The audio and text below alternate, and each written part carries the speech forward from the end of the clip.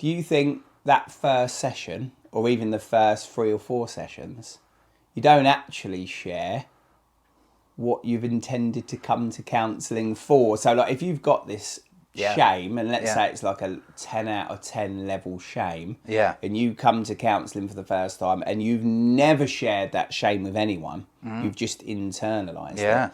My guess is what happens for those first few sessions is you just choose other stuff to talk about. Oh, yeah. And the very thing that you're paying money to come to counselling for, you're not even talking about. Which in a way is keeping you outside of the counselling connection still, even though you're here. 100%, yeah. So the first session, I didn't record it, which is one of my biggest regrets in life, because I've recorded every session since after that. But in that session,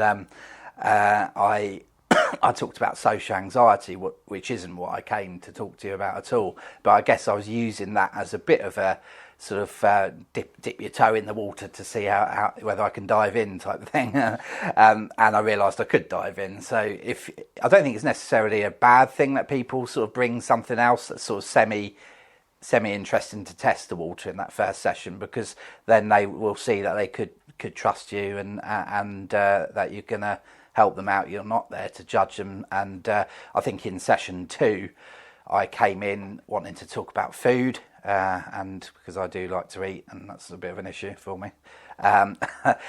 So I started with that, but that wasn't really what I wanted to talk about. And then somehow, I think you said something along the lines of, so how do you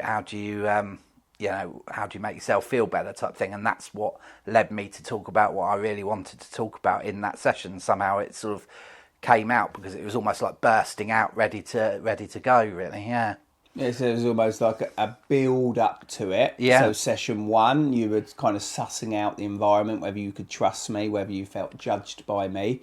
So you went for a subject that was slightly safer for you, like social anxiety. Even though not particularly safe, but slightly safer. And then you moved on to food and stuff around your weight, which was more vulnerable. So you were testing the vulnerability and the judgment and the trust. And then by session 3, I happened to ask a question that then opened up the very thing that you wanted to talk about, which, funny enough, in these videos, we haven't even spoken about it, haven't we? Because there's some nervousness that we both have in sharing it. Yeah, we both are nervous about that topic. And I could just say it, but you just have to keep listening to the podcast to find out what it is one day.